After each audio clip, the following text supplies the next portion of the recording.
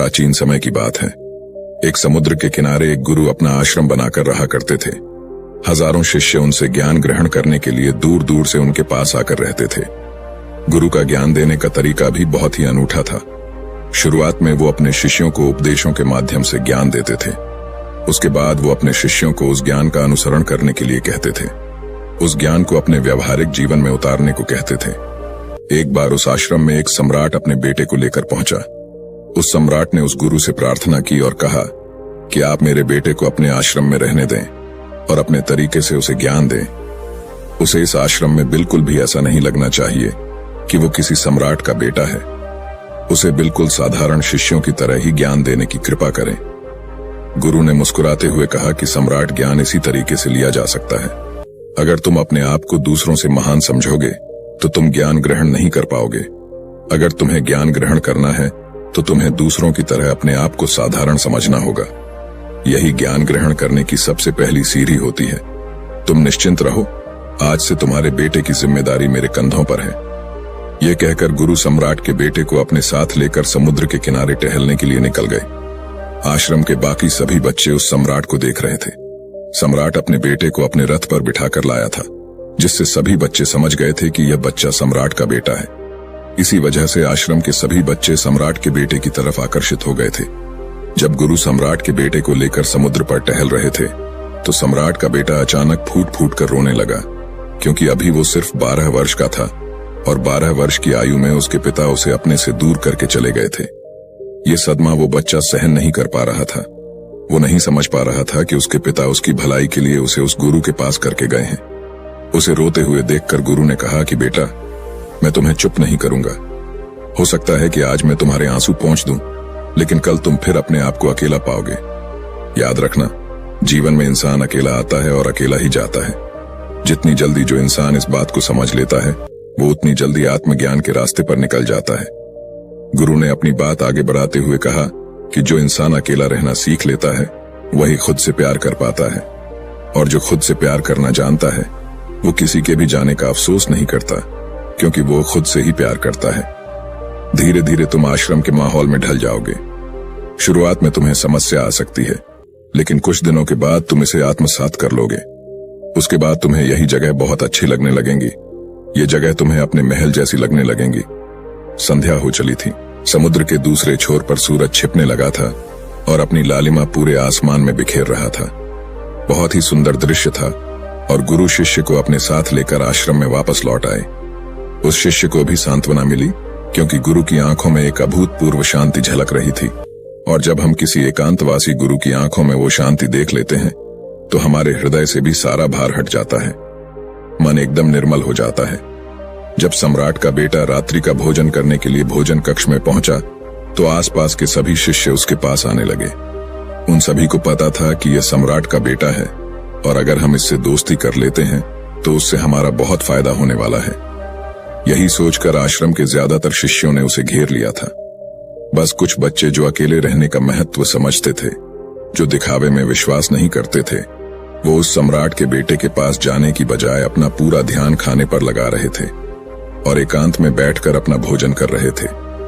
कुछ दिनों के बाद सम्राट के बेटे की आश्रम के ज्यादातर बच्चों के साथ दोस्ती हो गई। अब वो आश्रम में उन बच्चों के साथ घूमता, उन्हीं के साथ अपना ज्यादातर समय बिताता। आखिरकार वह सम्राट का बेटा था, सुख सुविधाओं में पला हुआ था। आसपास बहुत से दास और दासियां होते थे। आसपास अपने मित्रों से घिरे होना, वही दिनचर्या उसने इस आश्रम में भी अपना ली थी। ऐसा नहीं था कि गुरु को यह सब पता नहीं था, पर गुरु उसे अलग तरीके से ध्यान देना चाहते थे। बच्चों को ज्ञान आप उपदेश देकर नहीं दे सकते, उन्हें साक्षात्कार कराना होता है। उसके बाद उन्हें वो बात समझ आती है जो आप समझाना चाहते हैं। गुरु को ये बात पता थी कि अगर मैं इसे बोलकर बताऊंगा तो ये कभी समझ नहीं पाएगा। मुझे ऐसे दिखाना होगा, इसे एहसास कराना होगा कि अकेले रहकर तुम अपनी शक्तियों को जान पाओगे। ये सीख देने के लिए गुरु एक दिन उस शिष्य को अपने साथ एक ऊंची चोटी पर ले गए। चोटी पर पहुंचकर गुरु ने उसे शिष्य से कहा कि अब तुम्हारा ज्ञान पूरा हो चुका है, बस एक आखिरी रात तुम्हें यहाँ पर बितानी होगी। उसके बाद अगले दिन शाम को मैं तुम्हारे राजमहल में तुमको पहुंचा दूंगा। वो बच्चा तो ये सुनकर बहुत खुश हो गया कि अब मैं वापस अपने राजमहल चला जाऊंगा। फिर से मेरे दास और दासियां, सारी भोग की वस्तु ये मेरे पास होंगी। उस शिष्य ने गुरु से पूछा कि गुरुजी, मुझे आज रात आप यहाँ चोटी पर क्यों रहने को कह रहे हैं? आखिर मुझे कौन सा आखिरी ज्ञान यहाँ से मिलेगा? गुरु ने मुस्कुराते हुए कहा कि यहाँ पर चट्टान के पीछे तुम्हें छिपकर बैठना होगा। यहाँ पर रोज रात को एक बाज आता है। बाज को देखना है, बहुत गौर से देखना है, हर गतिविधि देखनी है, और उस बाज को देखने के बाद अगले दिन अगर तुम उस बाज की खूबियां मुझे बता पाए तो मैं तुम्हें तुम्हारे राजमहल वापस भिजवा दूंगा। और हाँ, सुबह आने से पहले एक बात पर और ध्यान देना है। एक चरवाहा यहाँ पर अपनी बकरियों को चराने के लिए आता है। तुम्हें उन बकरियों की गतिविधियां भी देखनी है। याद रखना, बाज की गतिविधि रात को और बकरियों की गतिविधि सुबह। अगर तुम दोनों की गतिविधि ध्यान से देखकर मुझे बता पाए तो तुम इस आश्रम से हमेशा के लिए आजाद हो जाओगे। तुम्हारा ज्ञान पूरा हो जाएगा। मैं तुम्हारे पिता को कह दूंगा कि ये बच्चा हमारे आश्रम का सबसे ज्ञानी बच्चा है। यह कहकर गुरु अपने आश्रम में वापस लौट आए और वो बच्चा वहीं पर उस चट्टान के पीछे रुका हुआ उस बाज का इंतजार करने लगा। काफी वक्त बीत जाने के बाद वहां पर एक बाज अपने बच्चों के साथ पहुंचा। सम्राट के बेटे ने पूरी रात उस बाज की गतिविधि बहुत ध्यानपूर्वक देखी और सुबह होने के बाद जब चरवाहा वहां पर अपनी बकरियों को लेकर पहुंचा तो उसने एक अभूतपूर्व दृश्य देखा। उसने देखा कि वो बाज बकरी के एक मेमने को अपने पंजों में दबाकर आसमान में चला गया। उसने उस बकरी के बच्चे का शिकार कर लिया था। ये सारा दृश्य देखकर वो बच्चा आश्रम में वापस अपने गुरु के पास पहुंचा। इससे पहले कि गुरु उससे कुछ पूछते, उसने गुरु को प्रणाम करते हुए कहा कि गुरुदेव, आप आश्रम के सभी बच्चों को यहाँ पर बुला लीजिए। मैं सब लोगों को बताना चाहता हूँ कि मैंने क्या देखा।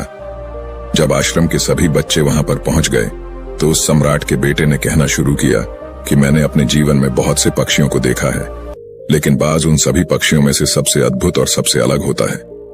उदाहरण के लिए एक तोता हम सभी ने देखा है। तोता बोलता तो बहुत है, लेकिन कभी ऊंचा आसमान में नहीं जा पाता। लेकिन एक बाज जो कि हर समय शांत रहता है, वो आकाश को भी छू सकता है। उसमें आकाश को छू लेने का सामर्थ्य होता है। जब भी एक बाज अपने शिकार को निश्चित कर लेता है तो वह उसी शिकार पर अपनी नजरें लगाए रहता है, चाहे वो कितनी भी ऊंचाई पर क्यों ना हो, चाहे कितना भी खतरनाक तूफान क्यों ना आ जाए, लेकिन उसकी नजर हमेशा अपने लक्ष्य पर स्थिर रहती है।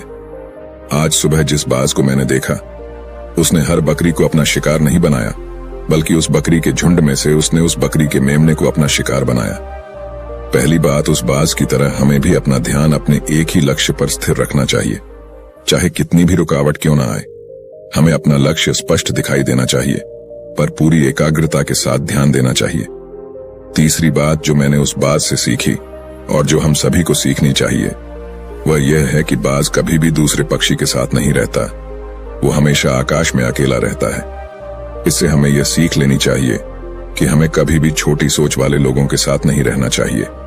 आखिरकार हम भी वही बन जाते हैं जिनके साथ हम रहते हैं। इसीलिए या तो महान सोच वालों के साथ रहो या फिर अकेले, क्योंकि जब हम अकेले रहते हैं तभी हम खुद की ताकत और खुद की कमजोरियों को जान पाते हैं। कमजोरियों को जानकर उनको दूर कर सकते हैं और अपनी ताकत को जानकर उसका सही इस्तेमाल कर सकते हैं। लेकिन वो तभी संभव होगा जब हम अकेले रहना सीखेंगे। चौथी सीख जो हमें एक बाज से लेनी चाहिए कि एक बाज हमेशा अपनी सीमाओं से ऊपर रहता है। जब तूफान आता है तो हर एक पक्षी अपने घोंसले की तरफ भागता है, खुद को छुपाने की जगह ढूंढता है, लेकिन बाज ऐसा कुछ भी नहीं करता। वो खुद की सीमाओं को हटाकर बादलों से भी ऊपर जाने का प्रयास करता है। हवाएं उसे धक्का मारती है, पंख उसके भारी हो जाते हैं, पानी और धूल की वजह से कुछ दिखाई नहीं देता, लेकिन वो फिर भी आसमान की तरफ जाता रहता है और अंततः बादलों से भी ऊपर निकल जाता है और वहां तब तक ऊपर जाता रहता है जब तक मौसम ठीक नहीं हो जाता। अपनी सीमाओं को सिर्फ इसलिए हटा पाता है क्योंकि वो समस्या के आने पर उससे घबराता नहीं है, उसे डर कर बचने का प्रयास नहीं करता, बल्कि एक सकारात्मक नजरिए के साथ उसका सामना करता है। जीवन में चाहे कितनी भी रुकावटें क्यों ना आए, हमें उन रुकावटों को हराना चाहिए, न कि उनसे डर कर कहीं छुप कर बैठना चाहिए। बहादुर तो वो लोग होते हैं जो तूफानों से टकरा जाते हैं, कायर तो अपने घर में, अपने घोंसले में, अपनी जगह में आराम से बैठ जाते हैं। पांचवी बात जो हमें एक बाज से सीखनी चाहिए कि बाज कभी भी अपने घोंसले में घास के कोमल तिनके नहीं रखता। जो तिनके कोमल होते जाते हैं वो उन्हें निकालकर फेंकता रहता है। उसी तरह चाहे कितनी भी आरामदायक जिंदगी आपको मिली हो, लेकिन उस आराम से ऊपर उठकर अपने आलस्य को हटाकर जीवन में मेहनत करते रहना चाहिए। जीवन में पसीना बहाना चाहिए, शारीरिक मेहनत करनी चाहिए। अपने घोंसले से कोमल तिनके उठाकर फेंक दो और आज ही अपने आलस्य को हटाकर निकलो। हर दिन अपने आप को चुनौतियां दो, हर दिन मुश्किलों का सामना करो, क्योंकि वही मुश्किलें तुम्हें मजबूत बनाएंगी। जंगल के राजा शेर को भी झुंड बनाकर शिकार करते हुए देखा जा सकता है, लेकिन बाज हमेशा अकेला शिकार करता है, क्योंकि वो जानता है कि झुंड में रहना हौसला तो देती है मगर साहस छीन लेती है। आदमी को हमेशा अकेले ही आगे जाना होता है। यही कारण होता है कि वो जल, थल और नभ सभी जगहों पर अपने शिकार का परचम लहरा सकता है। बाज की उम्र लगभग 70 साल की होती है, लेकिन 40 साल में ही उसका शरीर पुराना हो जाता है। नाखून उसके पैरों में धंसने लगते हैं, पंख उसके शरीर में चिपक जाते हैं, उसकी चोंच खराब हो जाती है, उसका शरीर भारी हो जाता है। ऐसी स्थिति में शिकार करना तो क्या, जीने की भी हालत नहीं रहती उसकी। ऐसे में उसके पास सिर्फ 2 विकल्प होते हैं। पहला, या तो वह खुद की इस अवस्था को स्वीकार कर लें और भूखा प्यासा मर जाए, किसी दूसरे जानवर का शिकार बन जाए, और दूसरा विकल्प यह होता है कि वो 6 महीने एक बहुत ही दर्दनाक प्रक्रिया से गुजरे और खुद को फिर से पहले जैसा मजबूत बना ले। लेकिन बाज दूसरा विकल्प चुनता है। इसके लिए वो खुद को एक बहुत ही ऊंचे चोटी पर ले जाता है, जहां वह पहले अपने सारे पंख खींच खींच कर निकालता है और फिर चट्टान पर पैर मार मार कर अपने पंजे कुतर देता है।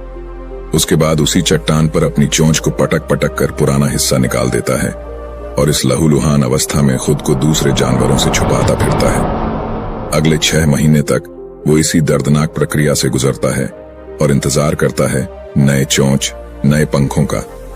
तब फिर वो अपनी नई जिंदगी शुरू करता है और निकल जाता है अपने शिकार पर और अगले 30 सालों तक फिर से राज करता है। इसीलिए समय आने पर हमें भी अपनी पुरानी आदतों को त्यागना होता है और कुछ नया सीखना होता है। समय के साथ बदलना होता है, अपने आप को तैयार करना है, वरना हमारा भी शिकार हो सकता है, हम भी पीछे रह सकते हैं। इसके बाद सम्राट के बेटे ने बकरी की विशेषता बताते हुए कहा कि बकरी हमेशा झुंड में चलती है। उन्हें झुंड में एक साथ चलने से हिम्मत मिलती है, लेकिन जैसे ही उन पर शिकार होता है वैसे ही वो बकरियां तितर बितर हो जाती। उस पूरी बकरियों में से एक भी बकरी अपने साथी की मदद करने के लिए वापस नहीं लौटती। इससे हमें यह सीख मिलती है कि हमारे साथ कितने भी लोग हो, किसी पर भी यकीन नहीं करना। यकीन करना तो खुद पर करना, क्योंकि बुरा समय आने पर वो बकरी तितर बितर हो जाएगी, आपको पता ही नहीं चल पाएगा। गुरु को प्रणाम करते हुए सम्राट के बेटे ने अपने गुरु से कहा कि गुरुदेव, अगर मुझसे कोई सीख रह गई हो तो कृपया करके आप बताने की कृपा करें। गुरु ने सभी बच्चों को संबोधित करते हुए कहा कि ये सभी बातें जो अभी इस बच्चे ने बताई है सब सही है, लेकिन ये सारी खूबियां आप लोगों में तभी पैदा हो पाएगी जब आप अकेले रहने का अभ्यास करेंगे। आपने देखा होगा कि बाज कभी भी किसी दूसरे पक्षी के साथ नहीं रहता, ना ही किसी के साथ अपनी दोस्ती बनाता। वो आसमान में अकेला रहता है और अकेला रहने की वजह से वो अपनी ताकत और अपनी कमजोरियों को जान पाता है। इसके बाद गुरु ने अपनी बात खत्म करते हुए कहा कि मैं आज रात इस सम्राट के बेटे को इसके राजमहल में पहुंचाने के लिए जा रहा हूं, क्योंकि इसकी सीख यहाँ पर पूरी हो गई है। और यह कहकर गुरु उस सम्राट के बेटे को राजमहल की तरफ ले जाते हैं। तो दोस्तों, ये थी आज की कहानी। तो वीडियो को लाइक करके अनजाना पथ चैनल को सब्सक्राइब करें और कमेंट बॉक्स में नमो बुद्धाय जरूर लिखें। और दोस्तों, आपका जो भी सवाल है वो आप इस वीडियो में पूछ सकते हैं। धन्यवाद।